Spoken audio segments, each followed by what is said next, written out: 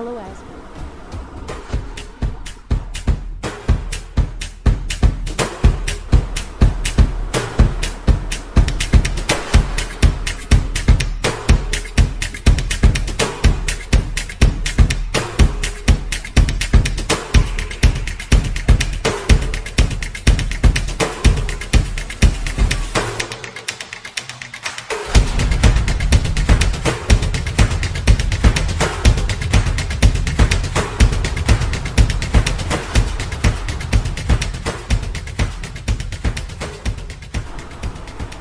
सो hello बच्चा लोग, welcome back again in Edugrown. I hope आप सब लोग अच्छे और सेफ होंगे।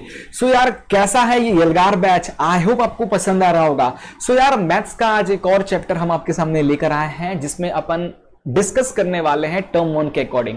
गाइज ये जो पूरा यलगार बैच है इसमें मैथ्स में यार हम लोग टोटल टर्म 1 के अकॉर्डिंग पढ़ने वाले हैं। टर्म 1 के अकॉर्डिंग ये पूरा यलगार बैच डिजाइन किया गया है, ठीक है। सो टर्म 1 में जो पार्ट डिलीट हो चुका है मैथ्स में से, किसी भी चैप्टर में से जो पार्ट डिलीट हुआ है उस पार्ट को हम इस वीडियोज में कवर नहीं कर रहे होंगे। सीधे सीधे हम क्या करेंगे, सिर्फ और सिर्फ जो चीजें आएंगी एग्जाम में वही टॉपिक्स को पढ़ेंगे और उन्हीं टॉपिक के एमसीक्यू क्वेश्चंस वगैरह की प्रैक्टिस करेंगे, ठीक है। सो आई होप आपको ये वीडियो पसंद आएगा। बट उससे पहले यार अगर आप यलगार बैच पे नए हो, आपको आइडिया नहीं है ये बैच क्या है, क्या किस तरीके से डिजाइन किया गया है, तो यार ये जो बैच है यलगार स्पेशली डिजाइन किया गया है टर्म 1 एग्जाम के अकॉर्डिंग।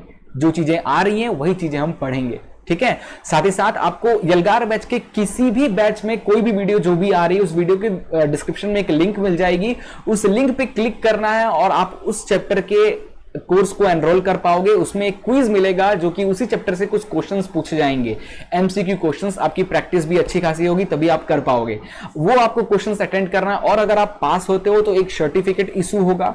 उस सर्टिफिकेट को आपको अपने फेसबुक और इंस्टाग्राम पे शेयर करना है विथ #एडुग्रोन और #एडुग्रोन यलगार। साथ ही साथ हमें भी भेजना है support@edugrown.in पे, या आप हमें हमारे फेसबुक और इंस्टाग्राम पेज पे शेयर भी कर सकते हैं। क्या होगा इससे ये होगा कि हमारे जो भी पेडेबल कंटेंट हैं हमारी वेबसाइट पे, जो टर्म 1 के लिए काफी सारे 50+ एमसीक्यू सीरीज हैं, टेस्ट सीरीज हैं, है ना, नोट्स हो गया, माइंड मैप हो गया, ये सारी चीजें फ्री ऑफ कॉस्ट में आपको मिल सकता है। साथ ही साथ 100% तक का कूपन मिलेगा जिसको यूज करके आप हमारी वेबसाइट से कुछ भी फ्री में परचेस कर पाओगे। यार ये पूरा यलगार बैच का मेन मोटिव यही था कि यार आप लोगों को जितना हो सके यार या तो चीप प्राइस में या तो फ्री ऑफ कॉस्ट में चीजें प्रोवाइड कराएं।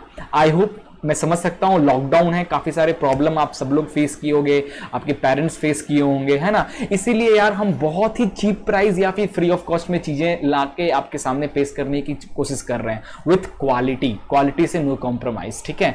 तो यार वैसे भी हमारे जो प्रोडक्ट है उनका प्राइस बहुत कम है, 20 रुपए, 10 रुपए, 35 रुपए, इस तरीके से प्रोडक्ट का प्राइस है। चाहो तो आप परचेस कर सकते हो। अदरवाइज हम फ्री में कुछ चीजें एकदम फ्री में नहीं दे सकते क्योंकि आप आलस हो जाओगे, है ना। फ्री में दिया हुआ चीज को लोग पूछते ही नहीं है, तो थोड़ी मेहनत करो। अगर फ्री में चाहिए तो चैप्टर को पढ़ो, हमारे वीडियोस से कुछ एमसीक्यू क्वेश्चंस पूछे जाएंगे, उनको अटेंड करो, पास होने पे सर्टिफिकेट शेयर करो। उससे आपको जो आपके मनपसंद की चीजें हैं ना, हमारी टीम खुद ही समझ जाएगी कि आपको क्या रिक्वायरमेंट है, उसके अकॉर्डिंग आपको वो चीज फ्री में मिल जाएगा। डोंट वरी, ठीक है। तो यार लेट नहीं करते हैं, चलते हैं कंप्यूटर स्क्रीन पे, आज से सेशन को स्टार्ट करते हैं। बट एक छोटी सी रिक्वेस्ट है, चैनल पे नए हो तो चैनल को सब्सक्राइब, वीडियो को लाइक और शेयर जरूर करना। चलिए शुरू करते हैं। ओके, सो चैप्टर नंबर 3 क्लास 10th का मैथमेटिक्स, जिसका नाम है pair of linear equation in 2 variable. Board exam 2021 के लिए मैं ये वीडियो बना रहा हूँ। जो बच्चे बोर्ड एग्जाम की प्रिपरेशन कर रहे हैं, अगले महीने जो एग्जाम है, उन बच्चे के लिए ये बेस्ट वीडियो है। इस चैप्टर का मोस्ट इंपॉर्टेंट एमसीक्यूज मैं बताऊंगा अकॉर्डिंग टू रिड्यूस सिलेबस की बात करें तो पेयर ऑफ लीनियर इक्वेशन से ये कुछ सिलेबस आपको दिख रहा होगा, ये आ रहा है। और इस चैप्टर से क्या कटा है, डिलीट हुआ है, तो क्रॉस मल्टीप्लीकेशन मेथड वाले क्वेश्चंस को डिलीट कर दिया गया है। तो जो मैं एमसीक्यू लेकर आया हूं वो इन्हीं मेथड्स पे हैं, ठीक है, इन्हीं मेथड्स पे एमसीक्यू रहने को है। क्लियर? सो चलिए स्टार्ट करते हैं आज का पहला क्वेश्चन आपके स्क्रीन पे, ठीक है। मैं आपको इसका सॉल्यूशन बताऊं उससे पहले आप जल्द से जल्द इसको सॉल्व करो। थोड़ा सा टाइम दे रहा हूं, जल्दी से इसको क्वेश्चन को सॉल्व करो और बताओ यार इसका क्या आंसर होगा, जल्दी से बताओ। देखो क्वेश्चन मैं समझा दे रहा हूं थोड़ा सा, जिनको नहीं समझ में आ रहा है उन लोगों के लिए स्पेशली। कह रहा है कि graphically the pair of equations, दो इक्वेशन दिया है, this is equation number 1 and this is equation number 2। ये दोनों इक्वेशन को देखिए और इनको अगर आप लाइन पे रिप्रेजेंट करेंगे तो ये दोनों इक्वेशन की जो लाइन बनेगी वो आपस में इंटरसेक्ट एट एग्जैक्टली एक पॉइंट पे इंटरसेक्ट करेगी, intersecting at exactly 2 point, coincident होगी या पैरेलल जाएगी। चलिए बताइए भैया क्या होगी। तो इसके लिए आपको क्या करना पड़ेगा, ये जानने के लिए आपको आपको कंपेयर करना होगा दोनों इक्वेशन के। ये इसका लीनियर इक्वेशन का जनरल इक्वेशन क्या होता है बच्चा लोग, ax plus by plus c is equal to 0। अब दो इक्वेशन है तो ये हो जाएगा a1 b1 c1, ठीक है इसका, और इसके लिए बन जाएगा a2 b2 c2, है ना। तो अब आपको कंपेयर करना है a1 अपॉन a2 निकाल लीजिए, b1 अपॉन b2 निकाल लीजिए और c1 अपॉन c2 निकाल लीजिए। तो a1 अपॉन a2 निकालेंगे बच्चा लोग, तो इसका a क्या है 6 और 2 6 अपॉन 2 आ जाएगा जो कि कट पिट के आ जाएगा which is equal to 4। b1 upon b2 निकाल लीजिए, -3 और -1, -3 और -1 which is equal to 3। c1 upon c2 10 upon 9, 10 upon 9 आ गया। तो इस देखने से क्या समझ में आ रहा है कि इसमें ये तीनों जो हैं a1 upon a2 is not equal to b1 upon b2 is not equal to c1 upon c2। तो याद करो बच्चा लोग, जब ये चैप्टर में पढ़ा रहा था और उस चैप्टर में जब ऐसा केस होता है जब comparison of any two equation a1 upon a2 is not equal to b1 upon b2 is not equal to c1 upon c2, then वो किस तरीके की लाइन होती है बताइए जल्दी से। ओ यहाँ तो एक मिस्टेक हो गया, यहाँ तो एक मिस्टेक हो गया, 2 3 जा 6 होता है ना, अपन ने 2 4 जा लिख दिया, ये 3 तो ये तो दिस इज नॉट इक्वल नहीं होगा, ये आपस में इक्वल होगा, है ना। a1 a2 और a1 अपॉन a2 और b1 अपॉन b2 आपस में इक्वल होगा, but this not equal to c1 upon c2। तो अगर ऐसा इक्वेशन बन रहा है तो देयरफॉर लाइंस आर पैरेलल। आपको 3 केस मिलेंगे, एक ऐसा होगा कि a1 upon a2 is equal to b1 upon b2 is equal to c1 upon c2, ये पहला केस है, ये दूसरा केस है, और जो तीसरा केस होगा वो क्या होगा, a1 upon a2 is not equal to b1 upon b2 which is not equal to c1 upon c2 बनेगा। तो ध्यान रखना बच्चा लोग, ध्यान रखना आपको इस केस में, इस केस अगर ऐसा केस मिलता है, ऐसा केस मिलता है तो इस केस में लाइन जो बनती है दोनों का इंटरसेक्टिंग लाइन इंटरसेक्टिंग होती है। इस केस में जब तीनों आपस में इक्वल हो जाएं, इस केस में आपका लाइन जो होगी वो कोइंसिडेंट कर रही होगी, कोइंसिडेंट कर रही होगी, और इस केस में जो लाइन है वो लाइन क्या है, पैरेलल है, लाइन पैरेलल है। तो हमारा ये वाला केस आया है a1 upon a2 is equal to b1 upon b2 is not equal to c1 upon c2। इसका मतलब इन दोनों इक्वेशन की ग्राफ पे जब हम लाइन बनाएंगे तो जो लाइन बनेगी वो बनेगी पैरेलल, दोनों लाइन आपस में पैरेलल होगी। तो ये जो 3 कॉन्सेप्ट हैं, अगर ऐसा है तो इंटरसेक्टिंग होगा, ऐसा है तो पैरेलल होगा, ऐसा होगा तो कोइंसिडेंट होगा, मैंने रिवीजन वीडियो में बहुत अच्छे से बताया था, ये कॉन्सेप्ट आपको पता होना चाहिए। थोड़ा सा इस क्वेश्चन में मैंने आपको टाइम ले लिया क्योंकि ऐसे क्वेश्चंस बच्चा लोग और आने वाले हैं, और ऐसे क्वेश्चन बहुत सारे आने वाले हैं, तो मैं बार बार ये कॉन्सेप्ट आपको नहीं बताऊंगा, ठीक है। अब अपन जल्दी जल्दी करेंगे, स्पीड बढ़ा के करेंगे। चलिए आज का अगला क्वेश्चन है, the pair of equation x plus 2y minus 5 is equal to this and this have unique solution, exactly 2 solution, infinite many solution या no solution। तो देखो यार फिर से यही केस यहाँ पे होगा। तो ये जो पहला जो केस था a1 upon a2 is equal to b1 upon b2 is equal to c1 upon c2, अगर ऐसा केस आ रहा है तो लाइन कैसी होती है, लाइन कोइंसिडेंट करती है, बट इनका सॉल्यूशन कितना बनता है, इस केस में इनफाइनाइट सॉल्यूशन बनते हैं, इनफाइनाइट सॉल्यूशन आपको मिल जाएंगे। अब इस केस में लाइन पैरेलल है, ठीक है, a1 upon a2 is equal to b1 upon b2 is not equal to c1 upon c2। इस केस में लाइन तो पैरेलल होंगे, बट उन दोनों इक्वेशन के कितने जीरोज निकलेंगे, कितने सॉल्यूशन बनेंगे, तो इनके एक भी सॉल्यूशन नहीं बनेंगे। और जो तीसरा केस था a1 upon a2 is not equal to b1 upon b2, जिसके लाइन इंटरसेक्टिंग बन रहा था, इसके सॉल्यूशन, इसके एग्जैक्ट वन सॉल्यूशन, इसका एक सॉल्यूशन बनेगा। तो ये कुछ केसेस हैं, आपको याद होना चाहिए इस चैप्टर से। बहुत एमसीक्यू क्वेश्चन अगर कहीं से आएगा ना इस चैप्टर से, तो इसी कॉन्सेप्ट से सबसे ज्यादा क्वेश्चंस आएंगे, ठीक है। चलिए अब अपन चलते हैं अपने क्वेश्चन पे। तो इस क्वेश्चन को तो आप अपनी वैल्यू निकाला, तो मैं ऑलरेडी यहाँ पे सॉल्व करके रखा हूं ताकि अपन जल्दी से कर लें। देख लो मैंने क्या किया, this is A1, this is A2, sorry है ना, ये A1x plus B1x plus C is equal to 0 के फॉर्म में रहता है। ये है A2x plus B2x plus C is equal to 0 के फॉर्म में रहता है। अब आप इनके अगर कंपेयर करोगे तो A1 अपॉन A2, A1 कितना है यहाँ पे, A1 है 1 और A2 कितना है -3, तो 1 अपॉन -3, ये आपका पहला हो गया। नाउ B1 अपॉन B2 का कंपेयर कर लो, B1 इसका B है +2, इसका B है -3, तो +2 अपॉन -6, ये भी 1 अपॉन -3 आ गया। तीसरा कंपेयर करते हैं तो ये -5, ये 15, तो ये भी 1 अपॉन 3 आ गया। तो ये केस बना है A1 upon A2 is equal to B1 upon B2 is equal to C1 upon C2, ठीक है। तो इस केस में कितने सॉल्यूशन बनेंगे, इनफाइनाइट मेनी सॉल्यूशन। कितने बनेंगे, इनफाइनाइट, बहुत सारे इसके सॉल्यूशंस निकल, बहुत सारे जीरोस इसके निकल सकते हैं। वहीं अगर ये पूछा होता है कि ये दोनों लाइन कैसे हो रहे होंगे, तो इस केस के लिए लाइन क्या होता है, जल्दी से बताओ। तो यस, कोइंसिडेंट लाइन अगर पूछा होता तो, हिंट के लिए आपको बता दे रहा हूं, है ना। चलिए अगला क्वेश्चन चलते हैं। If a pair of linear equation is consistent then the line will be, अगर दो इक्वेशन है, एक A1x है, B1x है plus A1x B1y plus C is equal to 0, this is first equation. और एक आ गया A2x plus B2y plus C2 is equal to second equation.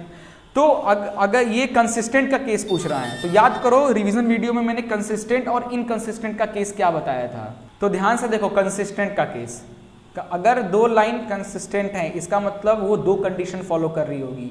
A1 upon A2 is equal to B1 upon B2 is equal to C1 upon C2 follow कर रही होगी, या फिर A1 upon A2 is not equal to B1 upon B2, ये चीज follow कर रही होगी। वहीं अगर दो लाइन इनकंसिस्टेंट हैं, ठीक है, तो ये तीसरा थर्ड कंडीशन कर रही होगी, that is A1 upon A2 is equal to B1 upon B2 which is not equal to C1 upon C2, इस कंडीशन को फॉलो कर रही होगी। तो कंसिस्टेंट में पूछ रहा, अगर दो लाइन कंसिस्टेंट है बता दिया है, तो कंसिस्टेंट है तो जो लाइन होंगी वो पैरेलल होंगी, ऑलवेज कोइंसिडेंट होंगी, इंटरसेक्टिंग और कोइंसिडेंट होगी, या ऑलवेज इंटरसेक्टिंग होगी।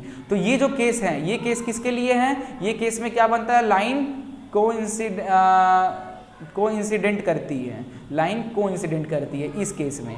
और इस केस में लाइन क्या करती है, आपस में इंटरसेक्ट करती है, तो कौन कंसिस्टेंट का पूछा है, तो कंसिस्टेंट में तो दोनों होते हैं, तो option C is your right answer, ठीक है। देखो इसीलिए मैंने बोला ये वाला जो कॉन्सेप्ट है ना, एमसीक्यू के लिए आपके एनसीईआरटी बुक में, अगर आप एनसीईआरटी बुक रखे हुए बच्चा लोग, तो एनसीईआरटी बुक का पेज नंबर 46 में ये देखो ये पूरा बताया हुआ है, ये रटा होना चाहिए आप लोगों को। अगर ये चीज रटा हुआ है then it's good to solve the MCQ from this chapter, otherwise बहुत दिक्कत हो जाएंगी, ठीक है। चलिए आगे चलते हैं। Question number 4, the pair of equation y is equal to 0 and y is equal to -7 has one solution, two solution, infinite many solution, या नो सॉल्यूशन। तो देखो यार, तो y इज इक्वल टू 0, अगर मैं ये y एक्सिस बनाऊं तो y इज इक्वल टू 0 यानी y की 0 से होकर जा रहा है, और y इज इक्वल टू -7 यानी नीचे जा रहा है। तो आपस में ये दोनों लाइन क्या है, पैरेलल हैं। तो अगर लाइन पैरेलल होती है तो उसके कितने सॉल्यूशन होते हैं, बैक चलें, देखो लाइन अगर पैरेलल होती हैं, कहाँ इनफाइनाइट सॉल्यूशन, लाइन देखो ये पैरेलल का केस है, लाइन अगर पैरेलल होती है तो उसके एक भी सॉल्यूशन नहीं होते हैं, तो कौन सा ऑप्शन सही कर दोगे, no solution, option D is your right answer, ठीक है। चलिए अगला क्वेश्चन है, if the line given by, एक लाइन ये दिया हुआ है, ठीक है बच्चा लोग ध्यान से देखो, एक लाइन ये दिया हुआ है, दूसरा लाइन ये है, ठीक है, आर पैरेलल, और बता दिया है कि ये दोनों लाइन आपस में पैरेलल हैं, then the value of k is, k की वैल्यू, यहाँ पे जो ये k है, k की वैल्यू क्या होगी। तो पहले ये बताओ पैरेलल के केस में कंडीशन क्या बनता है, रिलेशन क्या बनता है, अगर लाइन पैरेलल हो तो पैरेलल लाइन का जो कंडीशन बनता है बच्चा लोग, बनता है A1 upon A2 is equal to B1 upon B2 is not equal to C1 upon C2 बनता है। तो a1 अपॉन इसका ये हो गया 3, a2 हो गया 2 इज इक्वल टू b1 हो गया 2, b2 हो गया 5, सॉरी b1 हो गया y का कोफिशिएंट ना, b1 हो गया 2k और b2 हो गया y का कोफिशिएंट 5। अब इससे मुझे लेना ही देना नहीं, हमें इन दोनों के से ही हमारा k की वैल्यू निकल जाएगा। k तो ये 5 को इधर भेज दो, इस 2 को इधर भेज दो, तो ये हो जाएगा 4k और ये हो जाएगा 15। तो यहाँ से k की वैल्यू आ जाएगी 15/4। ठीक है, तो कौन सा आंसर सही हो जाएगा? Option C is your right answer, 15/4। अच्छा था ना? तो वही इसीलिए बार बार कह रहा हूँ ये यार, ये कॉन्सेप्ट आपको पता होना चाहिए, तभी इस चैप्टर के एमसीक्यूज मैक्सिमम उसी टॉपिक से आएंगे। ठीक है, चलिए नेक्स्ट चलते हैं। The value of c for which the pair of equation is this and this will have infinite many solution. दो इक्वेशन दिया और बोला है दोनों के इनफाइनाइट मेनी सॉल्यूशन है, तो find the value of c, c की वैल्यू फाइंड करना। इक्वेशन में c की वैल्यू ये रही, तो इनफाइनाइट मेनी सॉल्यूशन का कंडीशन क्या बनता है? इसका जो कंडीशन बनता है बच्चा लोग, a1 upon a2 is equal to b1 upon b2 is equal to c1 upon c2। ये कंडीशन में ही इनफाइनाइट मेनी सॉल्यूशन बनते हैं इसके, और साथ ही साथ लाइन कोइंसिडेंट करती है। ठीक है, तो a1 की वैल्यू है c, a2 की वैल्यू है 6, b1 y का कोफिशिएंट -1, b2 y का कोफिशिएंट -2। c की बात करें तो c इधर है आपका, है ना, तो इसको 2 को इधर लाओगे तो माइनस में आएगा, तो -2, ये 3 को इधर लाओगे, इक्वल टू के इधर लाओगे, जनरल इक्वेशन में लिखना है ना, तो -3। तो अपन इस सबसे लेना, अपन इन दोनों के ही हेल्प से अपन c की वैल्यू निकाल लेंगे। 2 को इधर मल्टीप्लाई कर दो, 6 को इधर मल्टीप्लाई कर दो, तो -2c is equal to -6, minus minus cut गया, c की वैल्यू आ जाएगी 6/2 विच इज इक्वल टू 3। ठीक है, option A is your right answer. कितना मस्त क्वेश्चन था। चलिए अगला क्वेश्चन है क्वेश्चन नंबर 7। One equation of pair of dependent linear equation is this, the second equation can be, second equation क्या होगा? ध्यान से देखो बच्चा लोग, ध्यान से देखो, इसका सॉल्यूशन बता दे रहा हूं, जल्दी जल्दी करेंगे अपन।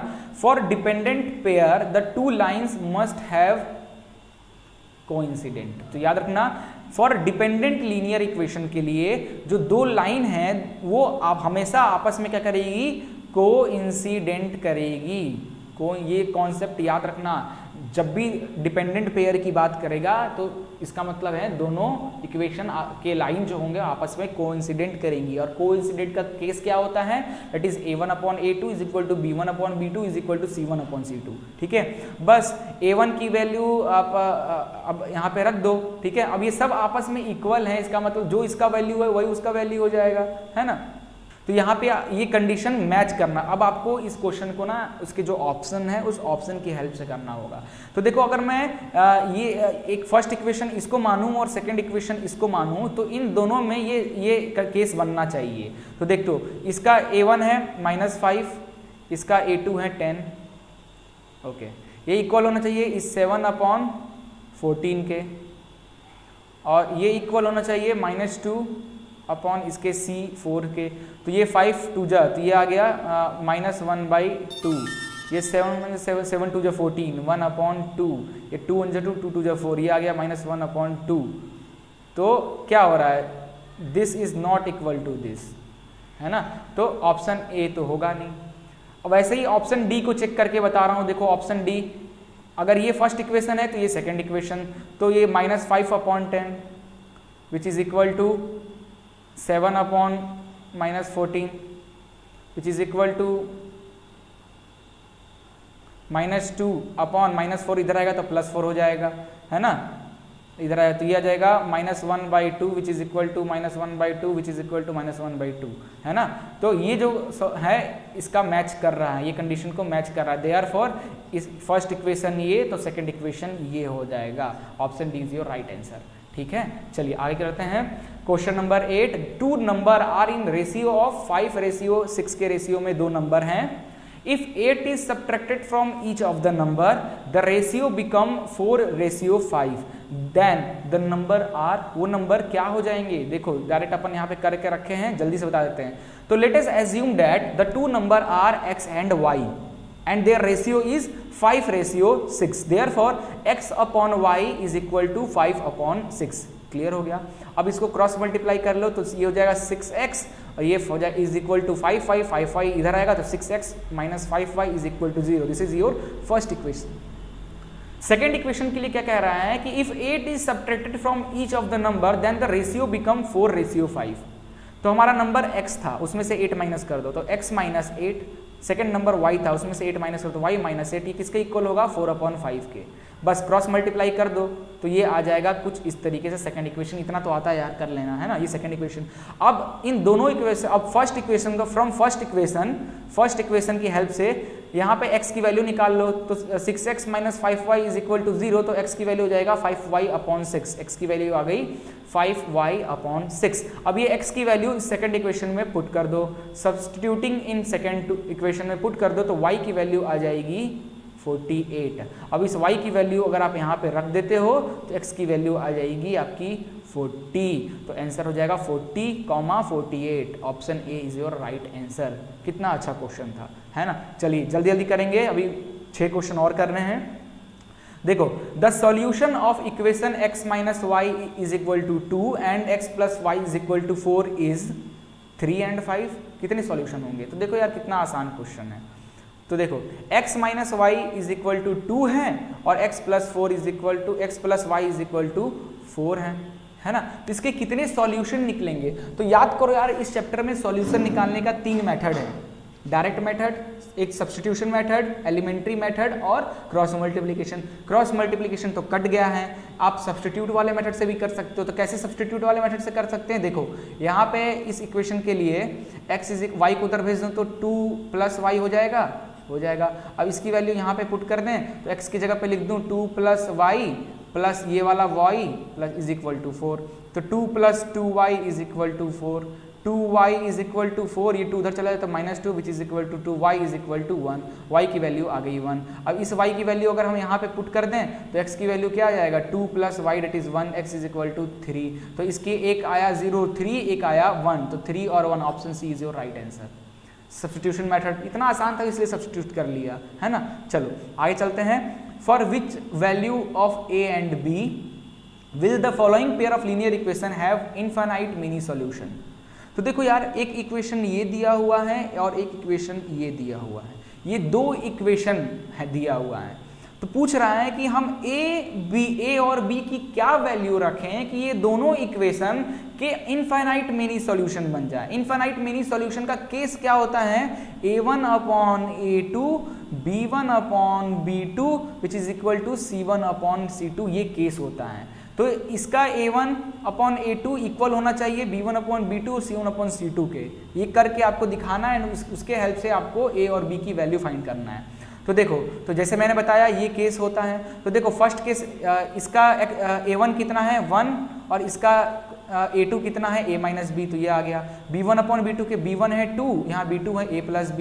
c1 है इसका, ये 1 इधर चला जाएगा तो -1, तो c1 हो जाएगा ऐसे भी लिख सकते हैं डायरेक्ट, अगर दोनों को चेंज नहीं कर रहे हो तो इसको इधर लाओगे, इसको लाओगे तो माइनस कट जाएगा, तो 1/a प्लस b माइनस 2 ऐसे भी कर सकते हो, ठीक है। सो देखो ध्यान से, अब क्या कर रहा है ये, इन 2 इक्वेशन की हेल्प ले रहा है। इन 2 इक्वेशन की हेल्प लिया, ये मैंने लिखा, क्रॉस मल्टीप्लाई करके मैंने एक इक्वेशन बनाया, दैट इज इक्वेशन नंबर 1 बना, that is a minus 3b is equal to 0। ये हमारा इक्वेशन बन गया, है ना। एंड अब मैं इन दोनों इक्वेशन का, इसका और इसका रिलेशन बनाया, इसका और इसका रिलेशन बनाया और इससे इक्वेशन बनाया, that is a plus b is equal to 4। अब इन दोनों इक्वेशन को आप सब्स्टिट्यूशन मेथड से, एलिमेंट्री मेथड से किससे भी सॉल्व करो, इससे आपको a और b की वैल्यू मिल जाएगी, दैट इज 3 एंड 1। तो आपका आंसर हो जाएगा D। ये चीज आप कर लेना, है ना। अगला क्वेश्चन चलते हैं। The father age is 6 time his son age, ठीक है। 4 ईयर हेंस, 4 साल बाद, the age of father will be 4 time his son age. The present age in the year of son and father are कितना होगा? Present as पूछ रहा है सन और फादर का, ठीक है। सो अपन let's assume the age of father and son is x and y, present age, ठीक है। Let the present age of father and son is X and Y, मतलब फादर के एज को हमने प्रेजेंट में x मान लिया और उसके सन का प्रेजेंट में वाई मान लिया है, ठीक है। और अब देखो रिलेशन बनाते हैं, the father age is 6 time his son age, तो फादर का जो एज है वो उसके सन का 6 टाइम है, तो ये बन गया हमारा। 4 साल बाद 4 year hence the age of father will be 4 time his son age. अब देखो 4 साल बाद, आफ्टर 4 साल बाद बोल रहा ना, 4 year hence, after 4 year the age of father, father का एज क्या हो जाएगा 4 साल बाद, फादर का एक्स माना था एक्स प्लस 4, और after 4 year the age of son, son का एज भी हो जाएगा वाई प्लस 4, है ना, ये हो गया। अब कह रहा है कि the age of father, father का जो एज है will be 4 time his son age, father का जो एज है वो 4 गुना है उसके, फादर का एज हो गया x plus 4 is equal to son का एज हो गया y प्लस 4, तो फादर का जो एज है वो 4 टाइम्स है, तो पूरे एज का, सन के पूरे एज का 4 टाइम्स, ठीक है। तो इसको सॉल्व कर लो तो ये आ जाएगा x plus 4 is equal to 4y plus 16, है ना, तो इधर आ जाएगा तो x minus 4y which is equal to 16 minus 4, तो x minus 4y is equal to 12, this is second equation and this is first equation. अब इस x की वैल्यू यहाँ पे पुट कर दें तो ये हो जाएगा 6y minus 4y is equal to 12, 2y is equal to 12, y is equal to 12 upon 2 which is equal to 6, ठीक है। तो 6 आ गया, 6 वाला ऑप्शन एक ही दिख रहा है, तो पक्का 100% यही आंसर होगा, है ना। चलिए आगे चलते हैं, मजा आया इस क्वेश्चन में। अगला क्वेश्चन है फिर से ऐसे वर्ड प्रॉब्लम वाले क्वेश्चंस। यार ये तो आपके एक्सरसाइज का ही क्वेश्चन है। क्या कह रहा है, क्या है, Rakshita has only ₹1 and ₹2 coin with her. If the total number of coin that she has 50 and the amount of money with her is 75, then the number of ₹1 and ₹2 coin is कितने हो जाएंगे, है ना। सो देखो इसको कैसे करते हैं, let us assume the number of ₹1 coin is x, same to same for ₹2 coin के लिए अपन y मान लेते हैं। नाउ ₹1 कॉइन कितने हैं, x हैं, ₹2 कॉइन कितने हैं, y हैं। अब कह रहा है if the total number of coin that she has a 50, total number of coin यानी ₹1 का coin that is x and ₹y का coin that is y, that is ये हो जाएगा total 50। This is equation number 1। आगे कह रहा है the amount of money with her is ₹75। इस बार नंबर ऑफ कॉइन नहीं पूछ रहा, उसके अमाउंट का रिलेशन बताया है। तो ₹1 कॉइन कितना है, x है, प्लस ₹2 का कॉइन कितना है, y है। इनका अब ₹1 को x मान लो 10 कॉइन है, तो ₹1 की 10 कॉइन है यानी 1 इंटू 10 रुपए हुए। ₹2 की 10 कॉइन है यानी 2 इंटू 10 20 हुए, इसलिए मैंने इस तरीके से लिखा और इन दोनों का सम बताया है 75। This is equation number 2। तो यह आ जाएगा x plus 2y is equal to 75, that is equation number 2, ठीक है। अब इक्वेशन 1 और इक्वेशन 2 दिया हुआ है, इसको सॉल्व करो जल्दी से और इसका आंसर बताओ। तो मैं आपको डायरेक्ट बता दे रहा हूँ, डी ऑप्शन सही होगा। ₹1 कॉइन 25 एंड y इज 25, दोनों बराबर हो, ठीक है। चलिए अगला क्वेश्चन चलते हैं। क्वेश्चन नंबर 13 बच्चा लोग क्या कह रहा है, in a competitive examination 1 mark is awarded for each correct answer while 1.5 mark is deducted for every wrong answer, ठीक है। Now Jayanti answered 120 question and got 90 marks. Now how many question did she answer correctly? ये question आपको जिंदगी भर काम आएगा बच्चा लोग। आप बहुत सारे एग्जाम देते हो, आप जो भी गवर्नमेंट एग्जाम फ्यूचर में दोगे तो उसमें नेगेटिव मार्किंग वाला रहता है, तो बच्चे जब भी उनका नंबर आता है ना तो वो कभी कैलकुलेट करके नहीं देखते हैं कि यार उनका कितना सही, कितना आंसर सही था, कितना गलत था, कितना माइनस मार्किंग चला गया, कभी वो करके नहीं देखते हैं। तो यार ये टेक्निक से आप वो चीज घर बैठे फाइंड कर सकते हो। कैसे, लेट एक्स बी द, थोड़ा सा इसको बड़ा कर देते हैं ताकि आप अच्छे से समझ जाओगे, है ना। चलिए, let x be the number of correct answer of the question in the competitive exam. Competitive exam में कितने आंसर हमने सही किया उसको हमने एक्स मान लिया। देन टोटल 120 क्वेश्चन थे, तो 120 में से एक्स क्वेश्चन सही किया है, तो गलत कितने हुए? 120 minus x. Then 120 minus x be the number of wrong answer, ठीक है।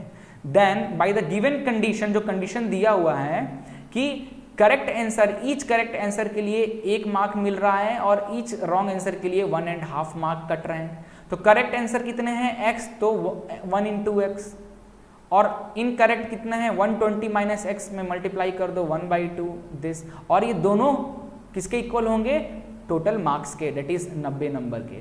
तो इनको सॉल्व करो, करते जाओ तो x की वैल्यू देख लो कैसे सॉल्व हुआ है। x की वैल्यू आ जाएगी 100, ठीक है। यानी x B the number of correct, आपने 100 करेक्ट आंसर किए हैं, तो option A is your right answer. ये कॉन्सेप्ट अच्छे से रखना, बहुत इंपॉर्टेंट क्वेश्चन है। चलिए क्वेश्चन नंबर 14 करते हैं। The angle of a cyclic quadrilateral ABCD are this and this, ठीक है। ये एंगल दिया हुआ है, ABCD, ये 4 एंगल दिया है एक साइक्लिक क्वाड्रिलेटरल का। साइक्लिक क्वाड्रिलेटरल क्या होता है? सर्कल के अंदर एक क्वाड्रिलेटरल, इसको ही कहते हैं cyclic quadrilateral. This is A, this is B, this is C and this is D।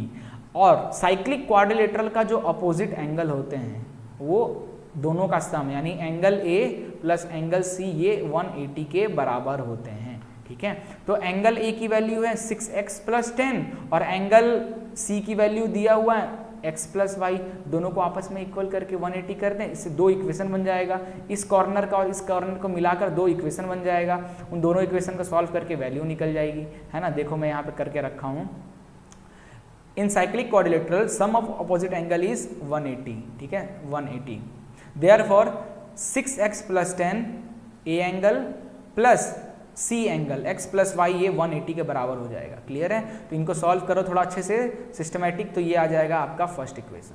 वैसे ही ये एंगल और ये एंगल का भी सम 180 हो जाएगा, तो ये 5x plus this is equal to 180, तो इसको सॉल्व करो तो ये अच्छा इक्वेशन, ये 2 इक्वेशन मिल गए, दोनों को सॉल्व कर लो तो x की वैल्यू 20 डिग्री और y की वैल्यू 30 डिग्री आ जाएगी।